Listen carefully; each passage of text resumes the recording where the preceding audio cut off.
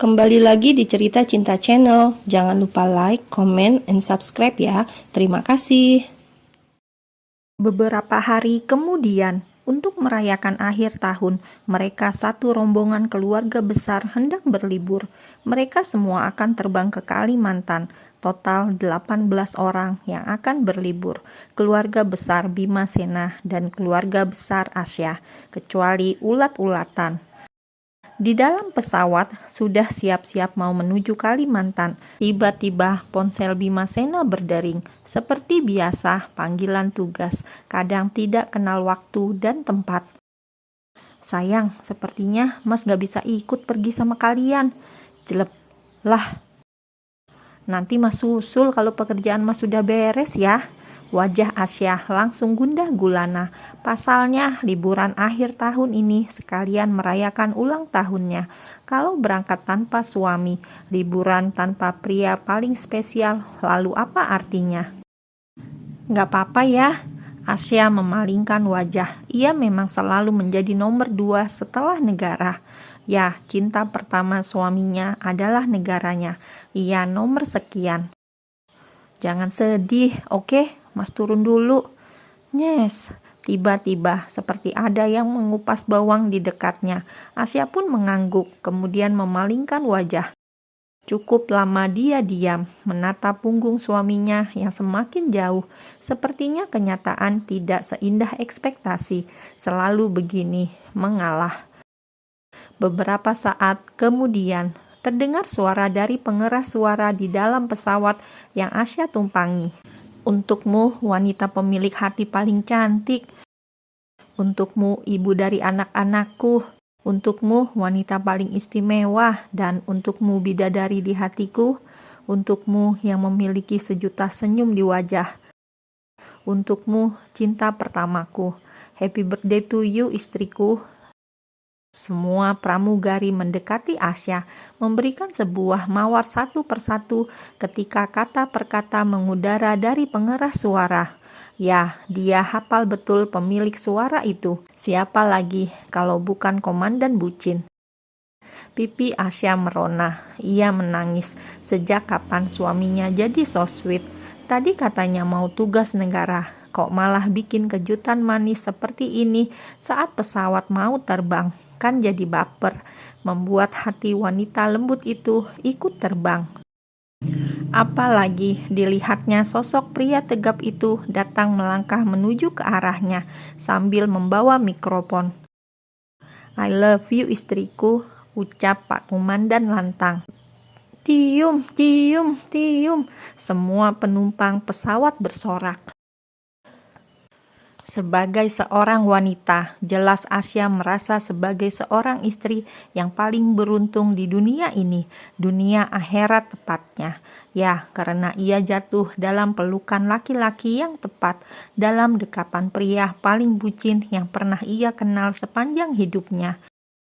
Pria yang memperlakukan dirinya seperti ratu, sosok pria yang begitu membuat hatinya menjadi hangat dan makin membuatnya jatuh cinta lagi dan lagi setiap harinya.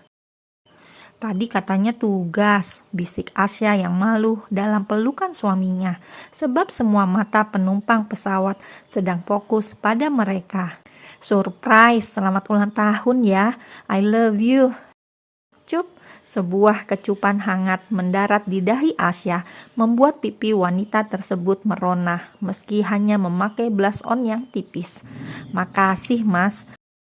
Asya tersenyum bahagia, karena ini adalah ulang tahunnya paling manis. Ada suami tercinta, anak-anak tersayang, dan semua keluarga besar yang ada dalam rombongan. Satu persatu mengucap selamat sebelum pesawat mulai lepas landas. Mereka memberikan banyak doa tulus pada Asya. Kalimantan. Begitu tiba di salah satu bandara di sana, mereka semua langsung dijemput oleh Sultana Batubara yang juga merupakan kerabat dari Dika. Keluarga Sultana itu menyambut rombongan dengan hangat karena sudah mengenal lama, sudah seperti saudara sendiri. Mereka pun sudah tidak ada perasaan canggung atau sungkan. Bahkan baru ketemu saja Mbak Latifah sudah memonopoli Asya. Ya, Asya dalam kuasa Mbak Latifah sekarang. Sang komandan harus mengalah pada mantan calon kakak ipar Asya yang gagal itu. Karena sebelum ia melamar untuk adiknya, keduluan Bimasena. Lagi-lagi, sikap gercep Bimasena membuatnya jadi pemenang. Tapi silaturahmi tetap terjaga dengan baik. Keluarga Sultana itu begitu tulus menyayangi Asya bagai adik kandung sendiri. Jangan tidur di hotel, kalian harus nginep di rumah Mbak, seru Sultini yang low profile tersebut. Biarpun salah satu orang terkaya di tanah Kalimantan, beliau tidak seperti Crazy Rich yang sedang viral. Sosoknya biasa saja karena ia merasa semua yang ia miliki hanya titipan yang setiap saat bisa Allah ambil kapan saja. Sikapnya hampir mirip dengan pemilik jalan tol yang dermawan yang terkenal dengan sedekah nasi uduknya itu. Meski pendapatan sehari bisa 1 M, tapi sikapnya tidak pernah arogan ataupun menyombongkan apa-apa yang dimiliki. Mereka yang kaya hati merasa kekayaan materi tidak begitu wadidau yang membuat mata hati jadi silau.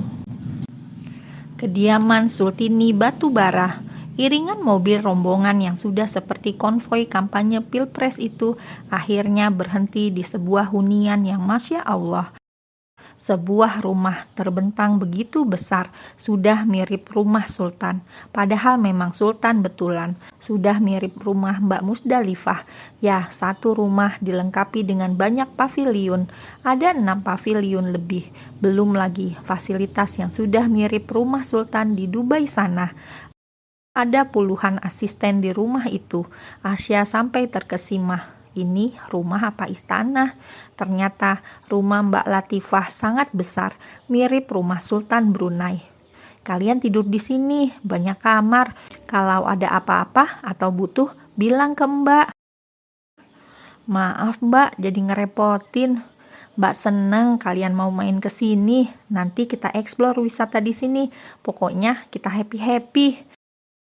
Asya dan suaminya sebenarnya tidak enak, tapi karena Mbak Latifah memang tulus orangnya, ia pun mengucap banyak terima kasih sebab jumlah rombongan mereka itu banyak sekali, takut merepotkan karena sungkan.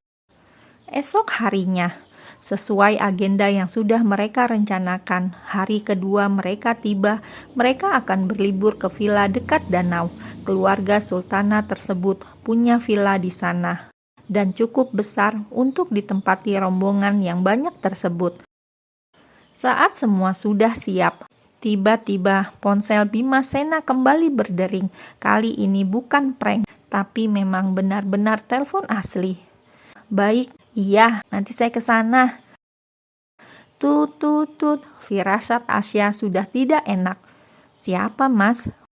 Wajah Bimasena mulai tidak enak. Sepertinya ia merasa sungkan pada keluarga Sultanah dan juga istrinya.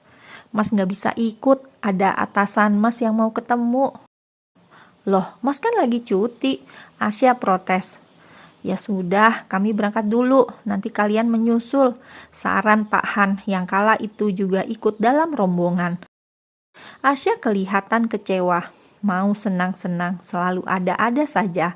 Alhasil ketika semua pergi ke villa, Asya dan Bimasena tertinggal. Mana mau Bimasena sendirian, ia akan menemui sang atasan bersama istrinya. Dengan kendaraan milik Sultanah, akhirnya rombongan yang satu berangkat ke villa terlebih dahulu. Sedangkan Asya dan Bimasena, mereka menuju kantor atasan Bimasena yang kala itu ada di Kalimantan. Ternyata di sana cukup membosankan. Asya yang di pikirannya sudah traveling bisa main-main bersama keluarga di villa, kini malah terjebak di depan barisan pria-pria berseragam. Asya pun mulai tidak nyaman di ruangan itu. Pasalnya, tatapan mata para pria berseragam itu terlihat aneh. Kalau bukan karena menemani suaminya, Asya rasanya ingin naik ojek online dan menyusul rombongan yang pasti sudah happy-happy sekarang. Hari makin siang, jamuan tak kunjung selesai. Tubuh Asya mungkin di sana, tapi pikirannya ada di tempat lain. Hingga sore menjelang, akhirnya mereka bisa pulang. Niatnya mau menyusul ke villa langsung, tapi karena harus mengendara berjam-jam, Bimasena alasan capek. Sayang, kita susul mereka besok saja, Mas capek. Loh, Asya yang nyetir aja deh. Bima menggeleng keras. Dia bukan capek, tapi modus. Mau dua-duaan di pavilion. Gak ada Zidan, gak ada Ayla, gak ada orang. Mereka bebas berkreasi. Nanti Zidan nangis, protes Asya. Seketika Bimasena melakukan panggilan telepon. Ia melakukan panggilan video. Dasar mereka pada kompak. Begitu tersambung, Zidan malah terlihat ceria. Ibu kesini besok aja, sudah mau malam, nanti ayah capek. Celoteh anak itu sepertinya ada yang mengajari Zidan di belakang.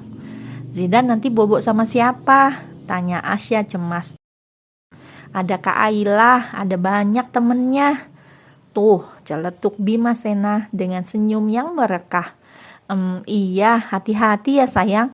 Ibu susul besok ya. Iya bu, dadah, assalamualaikum. Waalaikumsalam. Tut. Udah, Zidan aman bersama mereka. Tapi aku yang gak aman sama Mas. Batin Asya menimpali. Benar saja feeling Asya. Begitu mereka balik ke rumah Sultana yang seperti istana tersebut, tanpa basa-basi, Bimasena langsung membopong tubuhnya menuju pavilion saat mereka baru turun dari mobil.